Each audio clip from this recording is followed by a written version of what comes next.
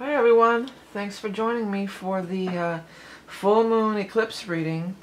It's happening on January 21st, 2019, just after midnight, 12:16 a.m. Eastern, and so times are going to vary on that. Check your local listings. This is like the last of the eclipses that we've been having. We've been having eclipses in Aquarius and Leo, which is where this one is happening. And this is the last of it because the nodes have moved into Cancer and Capricorn. So the eclipses are going to shift there. We did have a new moon eclipse in Capricorn on the 5th. I hope y'all came through that one okay. It really was an ass kicker for me, I'll tell you.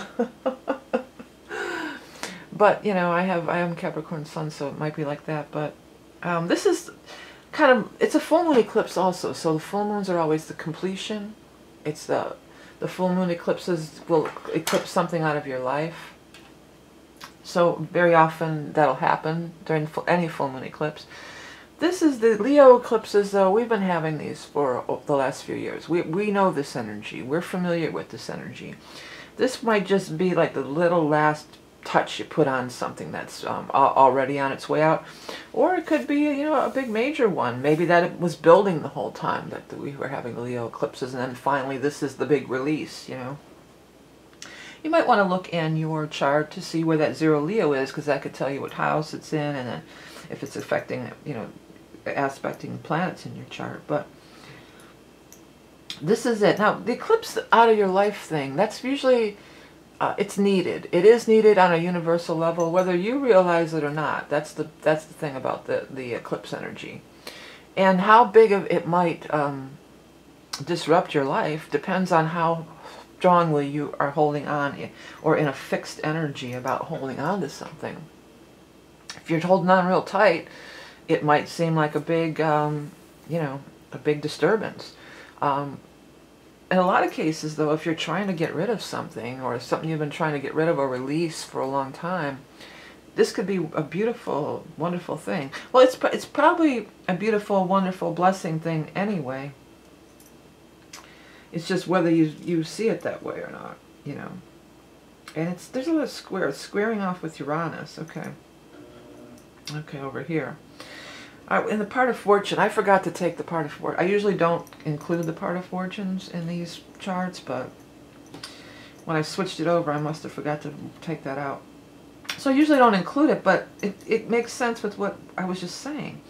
It's going to be fortunate. It's going to be a blessing, whether you know it or not, you know, and it's conjunct Uranus. And Uranus wants nothing but change. Uranus is all about change. That's the only thing that Uranus is trying to do, is change, propel us forward, expand our consciousness, expand our reality, move us into higher dimensions. So Uranus packs a powerful punch for change. Uranus is involved even more in this eclipse because the sun is in Aquarius.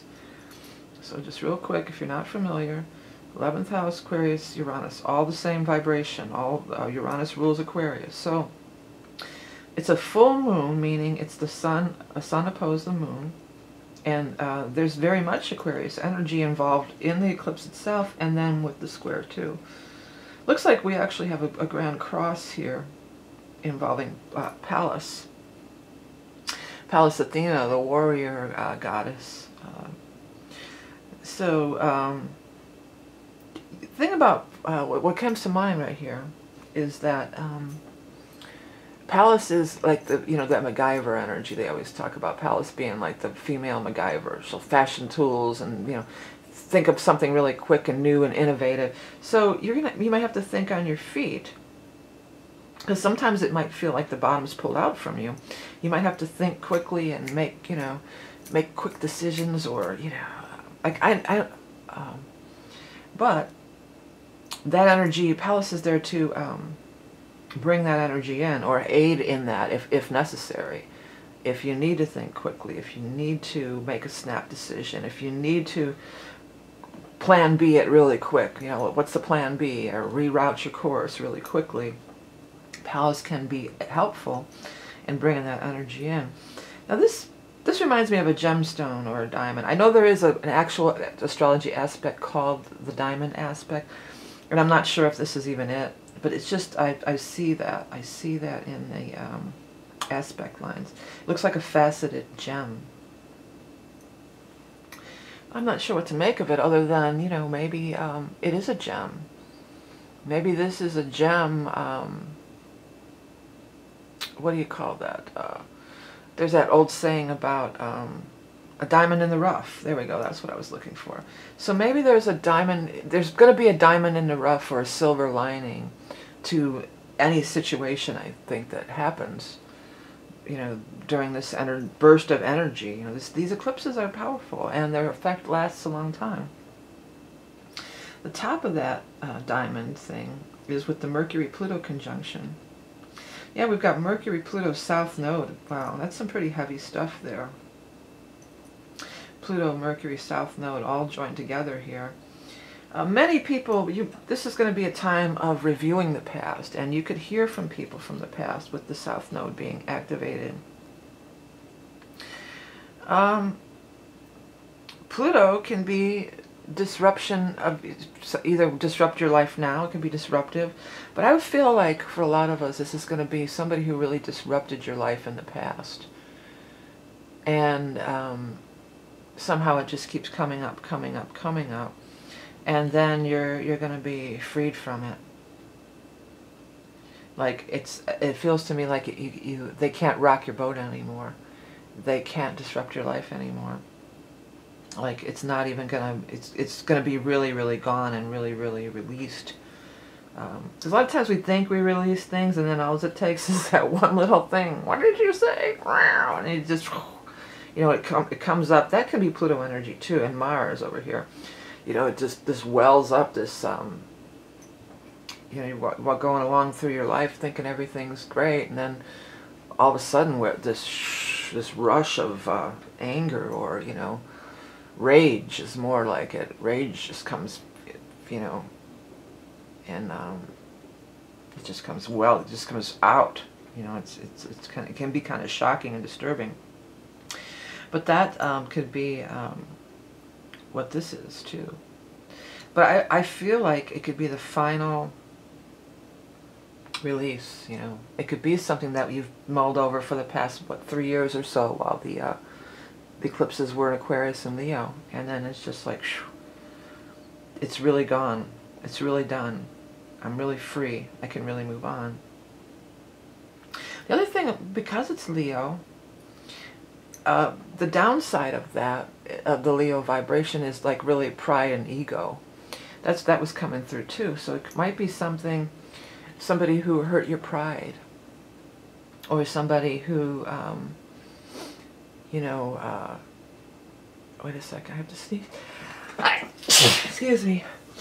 Oh, what I was thinking of was somebody that can revert you back, or make you feel like you're all, so say you're walking along and you're all expanded and glowing in your Leo sun vibration energy, and you're just, you know, your aura is really bright and light, and then somebody comes along and says, da, da, da, and it's just like, wah, wah, wah. You know, I feel like it can make you, it can douse that. It can douse that fire of that brightness, your light or your brightness, you know. And I feel like with Mercury, it could be through cruel words, or judgmental words, maybe with the Saturn vibration, or scolding, or you know, judgmental. So ain't nobody gonna, what's that song? I'm not getting it. But basically it's saying that, like, this could be the final time where you just don't allow it to happen anymore. It's like, shoo, I'm free of this. Your words can't hurt me anymore. Like, this feels like somebody that you're walking along having your happy old life, and then they just shoot you a text or say one little thing, and it really allows you to bring down. So it's like expanding. It's a good thing. It's expansion. Let's see, what's this? Jupiter's conjunct Venus too. Isn't that some cool, beautiful energy? Yeah, Jupiter and Venus coming together, that's so sweet. That's like creative. Well, Jupiter always amplifies and expands everything it comes in contact with and connects with. So it's also what, squaring over here with the Neptune. Yeah. So this is some major psychic, spiritual energy. This is some downloads with Venus. There's creativity involved. Venus is also financial, so it could be financial gains. More finance available for spiritual, artistic things, which isn't always the case, you know, endowments for the arts, or maybe somebody getting a grant or getting a backer of some sort. Neptune is highly spiritual, highly intuitive, from another realm, but in a different way than Uranus energy. It's like Uranus, you're on this rocket ship and you're blasting off, you know, and Neptune is more swimming through it. You know, you're out in the ethers and maybe space or whatever, but you're kind of swimming through it. And it's vibing and weaving and twisting and feeling, you know. And Uranus is just like, you know, it's really fast. And Neptune is very slow and easy. And but this is a really cool vibe. This is the kind of energy that I really like and I really revel in, you know. And the Venus is creativity. It's for falling in love. People could be falling in love on this aspect for sure, but with Neptune involved, you know, when you fall in love under Neptune, you could be like under a spell. You could really imbue somebody with qualities that maybe they don't have, you know. And it's your fantasy, you know, you're bringing your fantasy and not seeing them for who they really are, rather than this fantasy that you've been working on and building up here. Well, with this, the eclipse, and its conjunction to the 29 Cancer, so even though it's in Leo, it's still conjunct this energy here. So this is part of the eclipse energy, but we have Grand Trine in water. We have Chiron, the North Node, and the Moon for the eclipse point, and then over here, Ceres. So there's a Grand Trine in water happening at this time too. So it's fire and water. Must have made you their daughter. You got what it takes to make a grown man's heart break. Yeah, that's what's happening here. There's some fire and water for sure. The water energy is, again, what I was saying about the Neptune, of course. It's just deep, it's emotional, it's creative, it's spiritual. Chiron's going direct, but it's going to take a little while for old Chiron to get out of that Pisces. So this is reminiscent in a lot of ways. We've got the Chiron back into Pisces. We've got Uranus back into Aries, because Uranus had moved forward into Taurus. And then we've got the one little last tidbit of the Leo Aquarius axis eclipse energy going on. So this feels very much of going back over the last, you know, couple of 3 years here. Like cleaning house, just cleaning house, getting rid of a bunch of crap. The final release.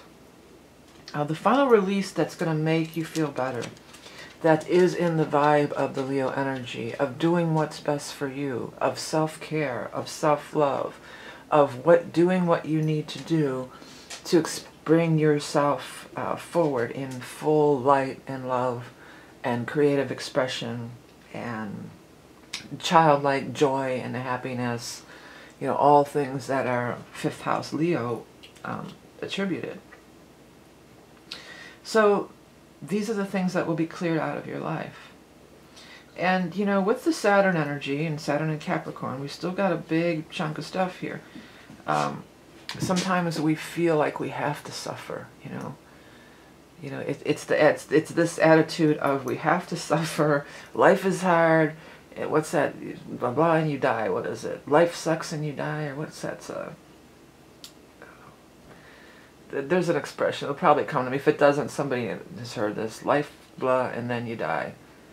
It's not eat shit and then you die, but it's something, basically that's the gist of it. So it's that attitude versus life's an adventure, life's a party, life is fun, life is full of joy and laughter, and which will, I guess win out isn't the right thing. Life's a bitch and then you die. That's what it was. Life's a bitch, eat shit, you know, kind of the same. Okay, enough of that, sorry. Yeah, but that's basically what it's saying, you know. But that doesn't have to be, you know. Life's a burden, life's a bitch, you know, do your work, well, no. You know, carry your burdens, carry your load. Or go out and have fun. And you can't, nobody can, there's got to be a little bit of both, you know. Too much of either, obviously, is not good, but, you know, this is the Leo eclipse. What's good for me? What's going to help me in my self-expression, my creativity?